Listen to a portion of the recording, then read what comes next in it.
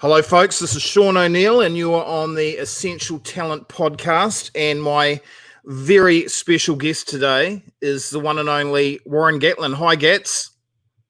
Sean, how you doing? Very, very well. Before we go any further, you must know that I have actually been in your dream house before because my mate Ross Hyland bought your house. Oh, right, out at Redbrook there. Yeah. Yeah, that was kind of, we came back from overseas, it was kind of like the plan was going to build a house and live there, and then and we were about to do the pool and barbecue, and then I got a job in Wales and had to move into town really to be closer to schooling and sport with all the kids. Yeah, you did a great job on it. He actually, the funny thing is he bought that house and then he sold his business and he went and bought a much bigger house. It was like a bloody mansion. And then he realised that he loved your house so much that he went and bought it back. That's where he is. Yeah, I heard that, yes. And he, of course, just down the road is Roger Randall. That's right, yes. Yeah, we talked to Roger about that, yeah. And I hear through the grapevine that Roger Randall is doing some stunning work with the Chiefs. Is that right? He's very good, yes. We're very happy with him in terms of what he's been able to do and things. So, very pleased from an attacking perspective, and he's definitely getting better and better as a coach. I think I might just do a very quick intro, just for people that have just joined in. I'm talking to Warren Gatland, and unfortunately, due to my stupidity, we haven't got him on camera today, but we can still do the interview. So at Wasps, he won 3 successive English Premiership titles, as well as the Heineken and European Challenge Cup. He won 3 Six Nation Grand Slams, British and Irish Lions series win in Australia in 2013, and then he drew it in New Zealand 2017. They have described him in a sort of rugby magazine as the best coach of all time. Of course, Gats thinks that's just an opinion, and everybody is entitled to an opinion. But it's pretty bloody impressive. In saying that, Gats, if you don't beat the Highlanders on Saturday, that accounts for nothing, because my sister works for the Highlanders. I've been a Chiefs supporter all my life, so that must happen. Well, it's going to be a tough game for them. It's a big crowd at home. They got kind of a second chance in this new competition because they probably weren't that happy with the way that started. Yeah, Super Rugby. So look, and they're always tough down in Dunedin, and they get a big crowd behind them. So we know it's going to be a really tough game, and I think if you can win your home games and you can pick up a couple of away wins, you've got a good chance of winning this competition. I can't see anyone venture in unbeaten. It's going to be pretty tough, and then it's how you manage your squad and try not to pick up too many injuries. So I'm excited about it. So if we lose on Saturday, I'll definitely be happy to relinquish that title and crown of coaching. Yeah. Hey Warren, tell me this. I mean, and I know you're a humble guy and you're sort of a typical Waikato man, but that is that whether you're going to call yourself the best coach of all time, I know you wouldn't, but that is a stunning record on what you have achieved overseas. Nothing short of stunning. What do you think has been the success of your coaching? What is it that has enabled you to coach these teams and get this kind of success? I'm not sure. Look, I was lucky enough to coach here and help with Thames Valley, and we won the third division. And came back in Waikato and won that first year of the New Zealand Cup and club rugby with Calpri. And I don't know. I think it's kind of empathy as much as anything with the players about what hopefully gets the best out of them from a training perspective and creating a team environment, getting a balance between working hard and having a bit of fun and enjoying each other's company and just being honest and probably as I've got older, just having good people around me that you trust and you work closely with and you enjoy each other's company. And yeah, it's tough and it's challenging, and I'm incredibly competitive, and things about, I always believe in less is more, and not over coaching.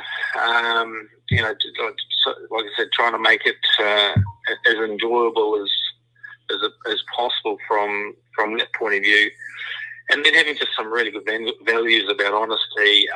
Family comes first with the players, and I always talk to them about how lucky we are to do what we do and be involved in professional sport. But at the end of the day, that's secondary, and most important thing is your family.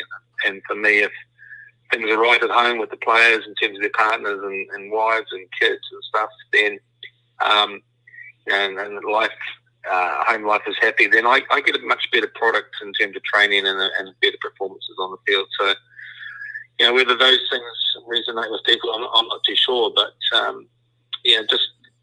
think as much as anything is getting things right off the field as much as things right on the field. If you talk to, like, say, a writer or a musician, they will say that they never really master their craft. It's like each year they're improving.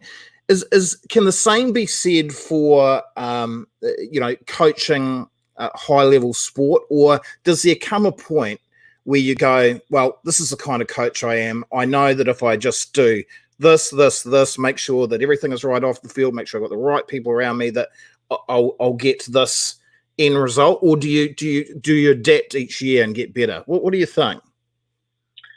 Well, you keep learning, definitely. I'm learning now that I've come back to New Zealand and seen a few different ideas and talking to different people, and I think hopefully some of the other coaches and people are learning some things off me that have been successful for me in the Northern Hemisphere as well. You've got to keep an open mind. You've got to adapt, and I think there's things that you keep, and you've got to be prepared to take risks and try things and experiment and go off in different tangents. But often you do that, and you come back to the core things, things that that have been successful, that that work for you. And for me, it's often working hard, and the old things about Arnold Palmer, and the harder I work, the luckier I get. Yeah, right.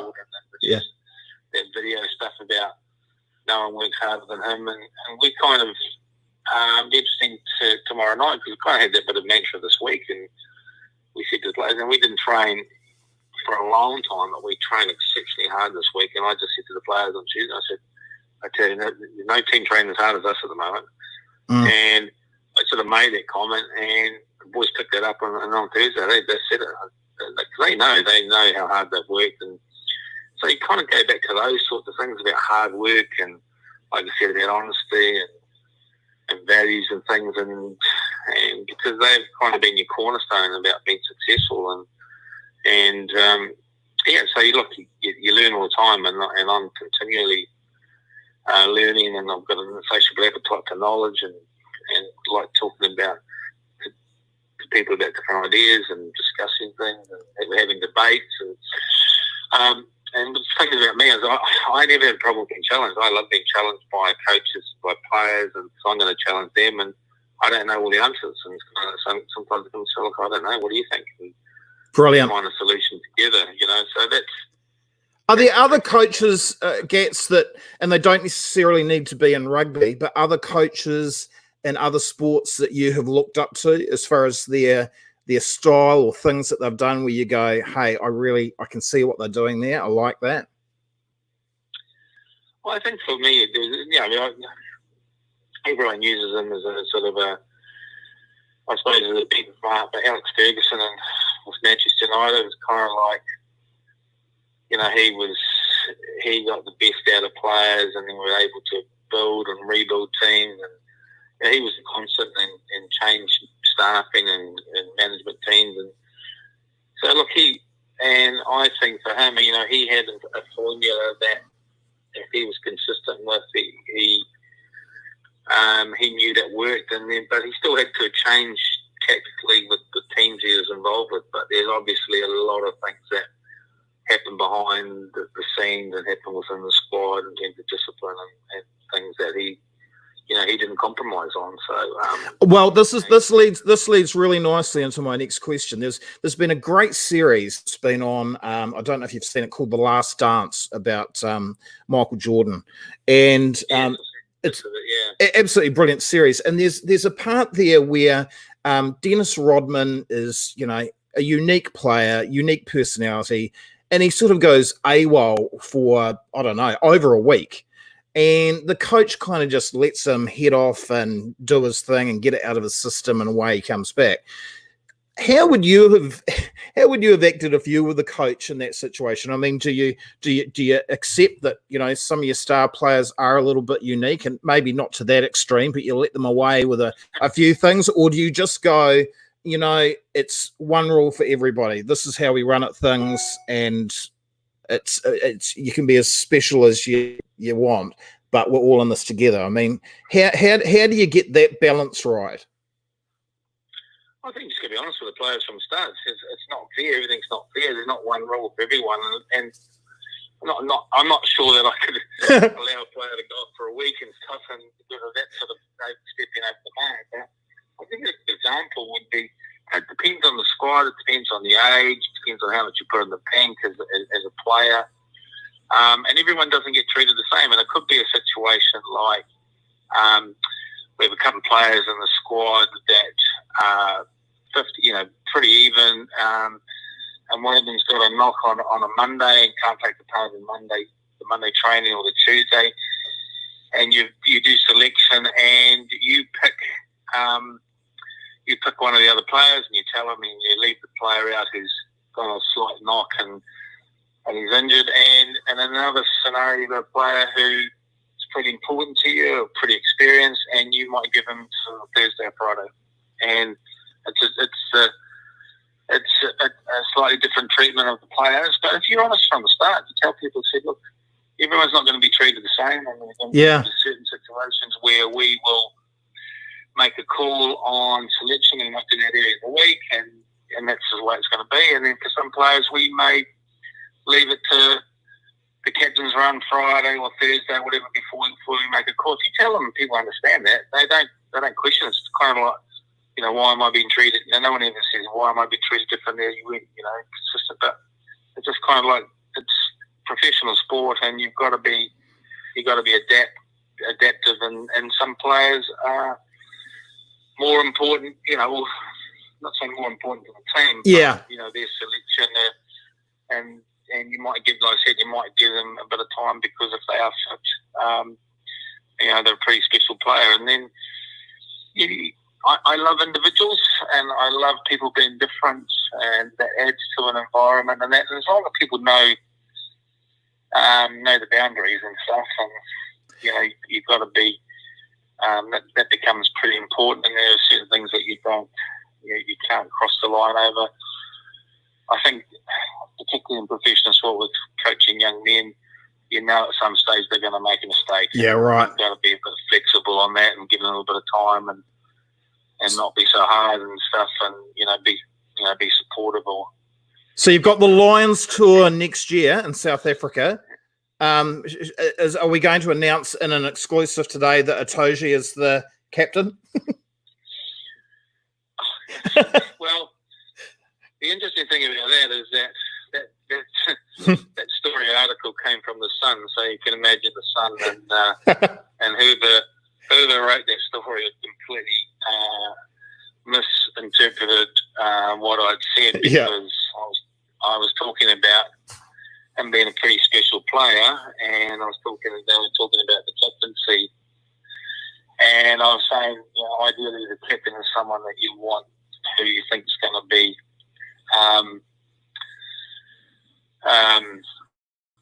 someone who's going to be a starter in your test side, or almost like guaranteed for a start. But there's never any guarantees, and they were talking about Alan Jones, and I was talking about the second row with the locks, and saying just how much competition there is there with Alan Jones and James Ryan and Courtney Laws and Murray Itoje, and they're like a special player. And I kind of was saying, if you read between the lines, it was actually saying it's pretty unlikely that one of those is going to be captain, because there's going to be too much competition in that position.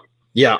So yeah, right. because I said he's a pretty special player, and because I was talking about the captain, obviously the Sun journalist assumed that Warren Gatland was going to name him as captain, makes a headline, and stupid whales online pick it up and write it as a story, and people pick up on it. So that's just how the press runs sometimes, and but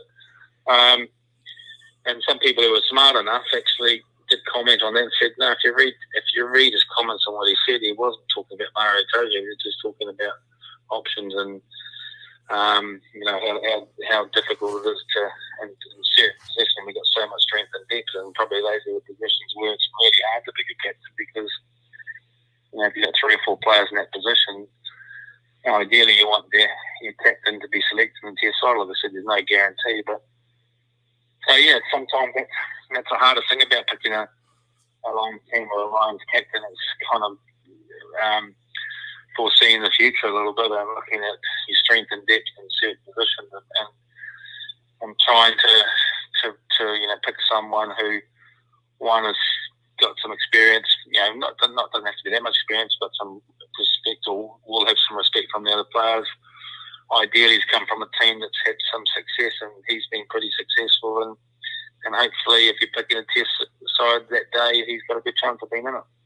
Hey, Gats, you've been very generous with your time. I know you got a lot on, so I'm going to let you go. But before I do, I just want to say that, on behalf of all rugby fans, in particular Waikato rugby fans, just want to know that you to know that when you've been overseas achieving all these bloody great milestones, we've been immensely proud of you, mate. We really have. You are, whether you're the best coach in all time, that's a matter of opinion, but we're very, very proud of you, mate. So keep up the great work and all the best for the weekend. Yeah, thank you. I've been extremely fortunate. I think I look back at my experiences, and I was lucky enough. Probably 3 coaches had a real impact on me.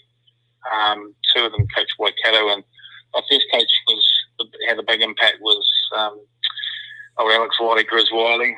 Yeah, he was uncompromising, trained us exceptionally hard, but he was pretty smart in terms of the way he got the best out of players and best out of a test team, and the way that he prepared a test team.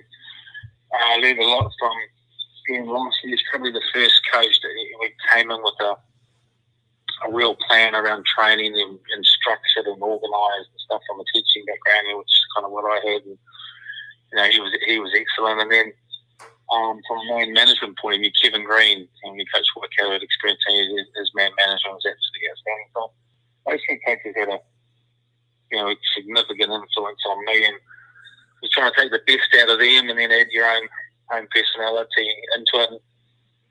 Excuse me. And then, while I've been away, I'm a very, very proud Kiwi, extremely proud of my upbringing and where I come from. And when you coach against the All Blacks, as a competitor, I desperately want to be on the winning side and beat the All Blacks, and that's always tough and challenge. But when the All Blacks are playing and I'm not involved, obviously not coaching against them, I'm cheering like mad for the All Blacks, or even watching the cricketers play, or the Olympics.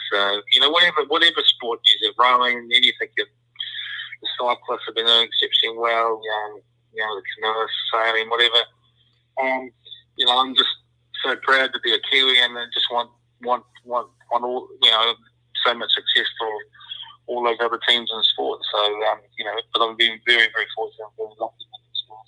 So pretty lucky, and hopefully that's going to continue, and I'll keep enjoying what I'm doing. Good on you, Gats. We're really proud of you, and go the Chiefs this weekend. Yeah, come on the Chiefs. All right, mate. Thank you for your time. Yeah. Cheers, okay. Bye-bye. Cheers, bye.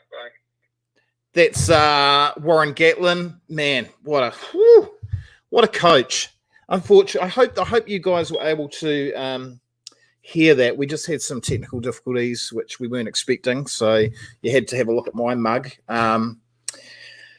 But just a great leader, just a really great leader. I actually learned a lot in that. I think a great coach is curious. I think they're really curious. Great leaders are curious. And they don't know all the answers. They bring in people. I've been talking about this mate of mine quite a bit lately, but this is something that I learnt early on, and it's from a guy called Josh Easby. I was a young guy, I was about 23 years of age, and I was starting my first business, recording studio. And he came in and he said, Sean, what are you most proud of? And I said, I'm actually proud of those awards hanging up there because I've had to work really hard to get those. And he said, you'll know that you're a leader the day that you're more proud about other people winning them. And I remember that. That was when I was 23 years of age. I finally understood it, that it's not actually all about you. It's about other people succeeding. And once you get that feeling, then you're away laughing. And you can tell that Gats is like that as a leader. He's fiercely competitive. But he wants other people to be successful as well. That's what drives him. He wants his players to be successful. He wants his probably people like Roger. There's other coaches to be successful. Wasn't he quoted not so long ago as saying that, this is an opportunity to try and get as many people as we can from our team into the All Blacks. That's the way he thinks. But man, you can tell he's got that competitive streak in him, hasn't he? You just tell. I tell you this: if he was coaching, if he'd been coaching that team with Dennis Rodman in, there's no friggin' way he would have gone to Vegas. No way. Not a chance. Even though everybody's different and all that kind of thing, he would have given him a swift kick up the arse. Tell you that much. And saying that, I loved Dennis Rodman. He wasn't that series just brilliant? And apparently now they're going to be doing one on Magic Johnson, which will be. I think I watched it on the AM show today. Their correspondent is that they reckon, if it's going to work for Jordan, you go, well, we can probably do this for another 6 or 7. So you get Magic Johnson. I mean, his story would be really interesting. But anyway, I'm getting so excited about seeing this sport on Saturday. So excited about hearing a full crowd, some good rugby. I think Graham Henry said today, they'll probably be a bit rusty because they haven't had rugby for a long time. That's true, but it'll be good, won't it? Just that sense of normality without,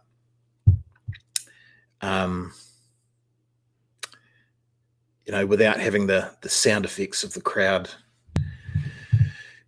faded in and cardboard cutouts in the crowd. Give me a break, seriously. All right. Next week, we've got Lola Lennox. So I came across Lola Lennox, and I love all music. I just this music in the house all the time, and I love a lot of hip hop music that I have learnt, picked up from my son. I've worked in radio all the time, so I've been exposed to a lot of music. And I never go, I don't like that type of music. If I like it, I like it. And I came across this Lola Lennox. And it turns out she's Annie Lennox's daughter. I was going to say son. Annie Lennox's daughter. So I've done a bit of research, and there's some beautiful. There's a beautiful duet with Lola and Annie, which is just beautiful. But then there's these other songs that she's put out. So I just thought, bugger it, I'm going to try and track her down. I've tracked her down, and we are chatting to her next week, which is going to be really cool. I'm looking forward to that. What else can I tell you? We've got 2 great new signings, Cassie Roma and Briley Miller. It's fantastic. And that's about us. We've had a good last week and a good this week. So we're getting there. We're getting there. So have a great weekend. Enjoy the rugby. Be safe. I hope you could hear the interview. I'm going to go back now and have a listen. I hope you could hear it because he was really, really good. And talk to you soon. Bye-bye.